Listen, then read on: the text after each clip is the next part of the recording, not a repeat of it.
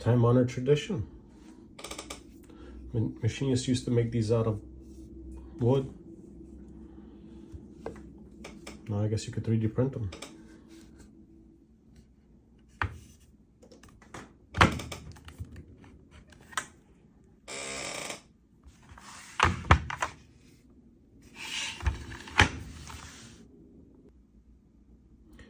Time-honored tradition. Machinists used to make these out of wood.